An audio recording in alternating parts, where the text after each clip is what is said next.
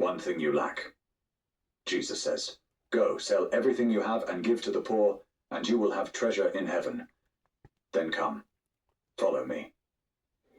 At this the man's face fell. He went away sad because he had great wealth. He came asking about eternal life. Jesus gave him the path, and he chose his money instead. Here's what Jesus saw that nobody else saw. This man's wealth wasn't just money. It was his God, his security, his identity, his substitute for God. Jesus said, "One thing you lack." Not money. The one thing. Devotion to God. The man kept all the commandments, but he violated the first one. "You shall have no other gods before me." So Jesus prescribed the only medicine that would work. Remove the idol. Not give 10%, not be generous, sell everything. Because for this man, partial giving wouldn't fix the heart issue. The wealth had to go. This is not a universal command. It's a diagnostic prescription for a specific heart condition.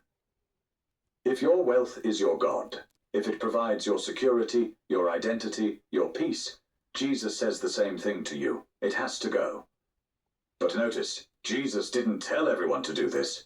He gave this instruction to one man because he diagnosed one man's heart. So let's look at a different rich person with a different heart condition who got a different instruction. Person number 2, Zacchaeus. Luke chapter 19. A tax collector. Rich, dishonest, hated by everyone. Jesus is passing through Jericho. Zacchaeus wants to see him, but he's too short. So he climbs a tree.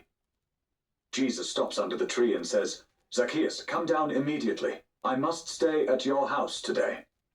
Everyone grumbles. He's gone to be the guest of a sinner.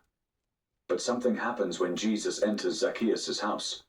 Zacchaeus' heart changes. Luke 19:8.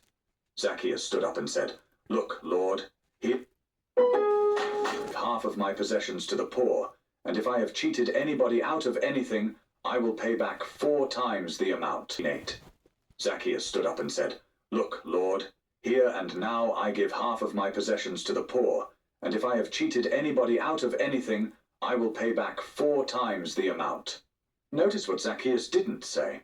He didn't say, "I'll sell everything." He said, "I'll give half, and I'll make restitution for what I stole." And here's the shocking part. Jesus didn't correct him. He didn't say, "That's not enough." He didn't say, "You need to give it all." Instead, Jesus said, "Today salvation has come to this house." Salvation came, and Zacchaeus kept half his wealth. So why the different instruction? Because Zacchaeus' heart condition was different. His problem wasn't that wealth was his God. His problem was that his wealth came from injustice. So Jesus didn't tell him to get rid of all of it. He told him, through his presence, to make it right. Give half away. Pay back what you stole. Generosity plus restitution. That was the prescription for this heart. Person number 3, Joseph of Arimathea. Matthew 27, Mark 15, Luke 23, John 19. A rich man, a member of the Sanhedrin, a secret disciple of Jesus. When Jesus died, Joseph did something bold. He went to Pilate and asked for Jesus' body. Then he bought expensive linen, took Jesus down from the cross, and placed him in his own newly cut tomb. This tomb wasn't cheap. It was cut from rock. It was near Golgotha. It was meant for Joseph himself. He gave his own burial place to Jesus. Here's what's remarkable. Jesus never told Joseph to sell everything. Joseph stayed rich. He kept his position on the council. He maintained his wealth. But he used that wealth for the kingdom. He bought the linen. He provided the tomb. He risked his reputation to honor Jesus publicly when all the other disciples were hiding. Why didn't Jesus tell Joseph to sell everything? Because Joseph's heart was already in the right place. His wealth wasn't his God. His wealth was a tool, and he used it faithfully. In fact, the early church needed people like Joseph, rich believers who could provide resources, open homes, support missions, care for the poor. Not everyone was called to poverty. Some were called to faithful stewardship. So we've seen 3 rich people, 3 different heart conditions, 3 different instructions. Which one are you? So how do you know which instruction Jesus would give you? 3 diagnostic questions. Question 1. If God asked you to give it all away tomorrow, could you? Not would you feel comfortable? Could you? Or would losing it destroy your peace?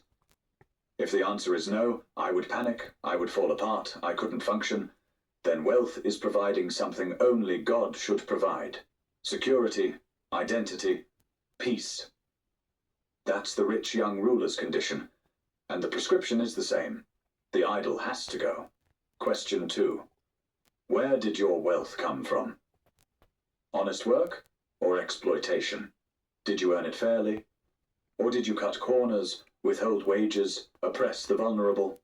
If your wealth came from injustice, if you have what others should have, if you profited from their loss, then you have Zacchaeus' condition, and the prescription is restitution plus generosity.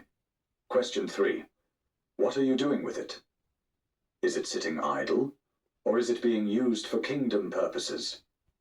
If your wealth is being used faithfully, supporting the poor, funding the gospel, opening your home, caring for the vulnerable, you might have Joseph's condition. Faithful steward, the prescription isn't sell everything, it's keep going, use it well. Jesus doesn't give the same financial instruction to everyone. He diagnoses first. The rich young ruler's wealth was his God. Zacchaeus' wealth came from injustice. Joseph's wealth was a faithful tool. The question